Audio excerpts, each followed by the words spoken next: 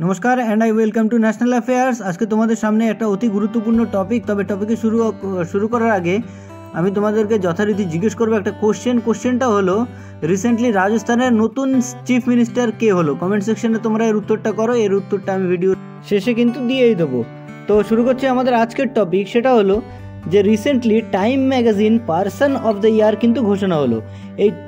এই time magazine person of the year হয়েছেন America যুক্তরাষ্ট্রের মেগা পপস্টার এবং বিশ্বের প্রথম আর্টিস্ট হিসাবে এই সম্মান পেল, তিনি হলেন টেইলর সুইফট।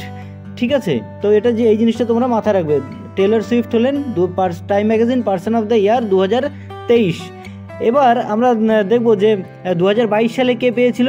2022 সালে এই সম্মানটা পেয়েছিলেন কিন্তু ইউক্রেনের রাষ্ট্রপতি ভ্লাদিমির জেলেনস্কি।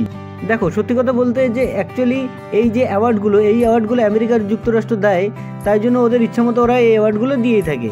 ঠিক আছে, তো এবার আমরা চলে আসবো যে লিওনেল মেসি, তিনি কিন্তু অ্যাথলিট অফ দ্য ইয়ার, মানে টাইম ম্যাগাজিনের অনুসারে অ্যাথলিট অফ দ্য ইয়ার হয়েছেন। তিনি এবছর অষ্টমবারের মতো ব্যালন ডিওর অ্যাওয়ার্ডটা কিন্তু পেয়ে গেলেন।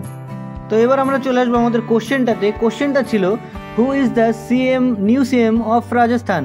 রাজস্থানের নতুন সিএম কে? অপশন এতে মোহন যাদব হলেন মধ্যপ্রদেশের নতুন চিফ মিনিস্টার। ভজনলাল শর্মা হলেন রাজস্থানের নতুন চিফ মিনিস্টার। বিষ্ণু সাহায় হলেন ছত্তিশগড়ের নতুন চিফ মিনিস্টার এবং রেবন রেড্ডি হলেন তেলেঙ্গানার নতুন চিফ মিনিস্টার। তো সমস্ত চিফ মিনিস্টার আমি কভার করে দিলাম। তো আমি আশা করছি তোমাদের বুঝতে কোনো অসুবিধা হয়নি, এবং সামনে তোমাদের সাথে কোনো একটা ইম্পর্টেন্ট টপিক নিয়ে আমি আবার হাজির হব। সো ততক্ষণ পর্যন্ত বাই।